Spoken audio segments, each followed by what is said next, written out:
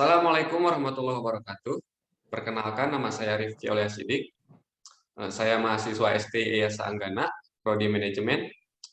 Dan saya di sini sudah bersama Siti Nurani akan sedikit membahas tentang manajemen pemasaran. Silahkan Siti Nurani, perkenalan dulu.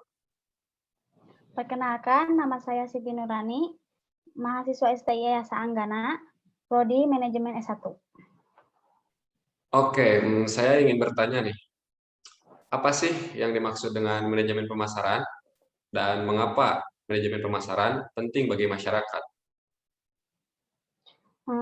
Yang saya ketahui tentang pemasaran adalah suatu perpaduan dari aktivitas-aktivitas yang saling berhubungan untuk mengetahui kebutuhan konsumen melalui penciptaan produk dan jasa yang bernilai serta mengembangkan promosi, distribusi, pelayanan, dan nilai agar konsumen dapat dipuaskan dengan baik pada tingkat keuntungan tertentu. Terus yang saya ketahui tentang pentingnya pemasaran bagi masyarakat, karena melalui pemasaran, konsumen tidak perlu lagi memenuhi kebutuhan pribadi secara sendiri-sendiri. Dengan melakukan pertukaran antara konsumen dengan pelaku pemasaran, sehingga akan ada banyak waktu bagi konsumen untuk melakukan kegiatan lainnya, seperti banyak kegiatan, kayak gitu. Oh, seperti itu ya. Jadi sangat penting ya manajemen pemasaran bagi masyarakat. Iya. Lalu, apa yang Siti Nurani ketahui tentang fungsi-fungsi pemasaran? Serta jelaskan apa itu masing-masing dari fungsi tersebut. Yang saya ketahui ada 3 fungsi pemasaran. Yang pertama ada fungsi pertukaran, yang kedua ada fungsi distribusi fisik, yang ketiga ada fungsi perantara. Fungsi pertukaran di mana pembeli dapat membeli produk dari produsen baik dengan menukar uang dengan produk maupun pertukaran antara produk dengan produk yang bisa disebut dengan barter untuk dirinya sendiri maupun bisa dijual kembali. Yang kedua, ada fungsi distribusi fisik, di mana suatu produk dilakukan dengan cara mengangkat serta menyimpan.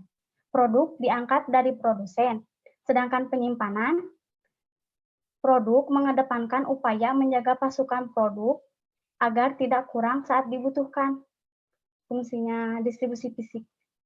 Dan yang terakhir ada fungsi perantara, di mana untuk menyampaikan produk dari tangan produsen konsumen dapat dilakukan melalui perantara pemasaran yang menghubungkan aktivitas-aktivitas pertukaran dengan distribusi fisik.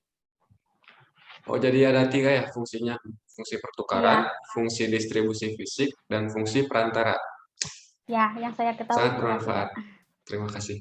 Lalu, saya ingin bertanya, dalam proses manajemen pemasaran, kan ada beberapa hal yang harus diperhatikan agar mencapai tujuan yang telah ditentukan. Tolong dong sebutkan hal-hal yang harus diperhatikan dalam proses manajemen. Maksud saya dalam proses manajemen pemasaran tersebut. Hal-hal yang saya ketahui yang harus diperhatikan dalam proses manajemen pemasaran, yang pertama ada melakukan analisis peluang pasar. Ini dalam melakukan usaha penganalisisan peluang pasar, seseorang harus mengetahui banyak situs pengembangan pasar yang akan dituju. Untuk mengetahuinya bisa dilakukan dengan riset-riset pasar, bertujuan untuk mengetahui tren selera konsumen yang sedang berkembang saat ini. Selanjutnya ada menyusun strategi pemasaran, logika pemasaran, dan berdasarkan hal itu, untuk bisnis diharapkan untuk mencapai sasaran-sasaran pemasarannya.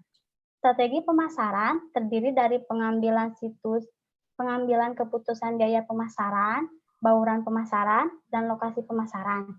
Ada juga perencanaan program pemasaran. Hal ini bertujuan agar proses di lapangan menjadi lebih mudah dan terarah. Yang terakhir, ada pengelolaan usaha pemasaran. Itu yang saya ketahui. Oh, jadi ada 4 macam ya? Iya. Oh, baik, terima kasih Siti Nurani. Saya sudah puas dengan jawaban-jawaban tersebut. Barangkali ada yang mau ditanyakan kepada saya, karena saya juga sedikit paham tentang manajemen pemasaran. Oh, baik. Saya mau bertanya tentang apa sih yang dimaksud dengan lingkungan pemasaran itu?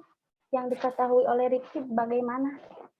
Menurut saya sih lingkungan pemasaran adalah lingkungan perusahaan yang terdiri dari pelaku dan kekuatan di luar pemasaran yang mempengaruhi kemampuan manajemen pemasaran untuk membangun dan mempertahankan hubungan yang berhasil dengan pelanggan sasaran.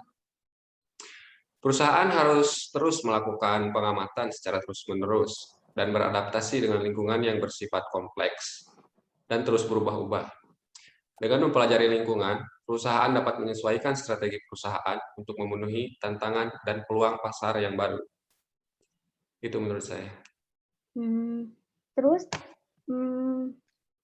Rifki, apa yang Rifki ketahui tentang struktur sistem lingkungan pemasaran? Struktur sistem lingkungan pemasaran itu umumnya dibagi menjadi dua, ada lingkungan internal dan lingkungan eksternal. Lingkungan internal adalah kegiatan-kegiatan internal perusahaan yang dapat dikendalikan. Artinya, untuk mencapai tujuan dan menjalankan strategi pemasaran, pemasar harus mampu melakukan pengendalian atau pengaturan atas operasi kegiatan-kegiatan tersebut, seperti yang dikehendaki perusahaan. Perusahaan dapat melakukan alokasi sumber daya secara produktif melalui koordinasi faktor manusia dan alat-alat manajemen. Dan untuk lingkungan eksternal adalah pengaruh-pengaruh tidak langsung yang berada di luar kekuasaan atau kendali pemasar. Pengaruh-pengaruh tersebut akan memaksa pemasar untuk menyesuaikan arah dan strateginya agar tetap survive di lingkungannya. Itu. Oh, ada dua ya? Ya, lingkungan internal dan eksternal. eksternal. Oh, boleh nanya satu lagi? Satu pertanyaan lagi. Apa yang Rifki ketahui tentang pengaruh teknologi saat ini terhadap lingkungan pemasaran? Pengaruh teknologi, kemajuan teknologi mempengaruhi perkembangan kegiatan proses produksi. Tidak hanya memperbaiki cara-cara dalam memproduksi, tetapi juga material yang diperlukan untuk proses produksi menjadi semakin baik. Banyak produk-produk baru yang diperlukan dan kemudian diciptakan, tetapi juga banyak produk-produk yang tidak lagi diperlukan karena sudah usang. Perubahan-perubahan lingkungan teknologi tersebut memberikan pengaruh besar terhadap perusahaan. Untuk mengendalikannya, perusahaan merasa perlu mengembangkan sendiri, yaitu semakin banyak pusat-pusat riset dan pengembangan teknologi dibangun oleh perusahaan-perusahaan. Apakah cukup? Oh, seperti itu. Ya. Mengerti. Oke, sepertinya kita sudahi saja sampai di sini. Terima kasih telah mau berbincang-bincang dengan saya tentang manajemen pemasaran. Semoga apa yang kita pertanyakan dan sudah dijawab bisa bermanfaat untuk kedepannya. Iya. Dadah, Assalamualaikum. Waalaikumsalam warahmatullahi wabarakatuh.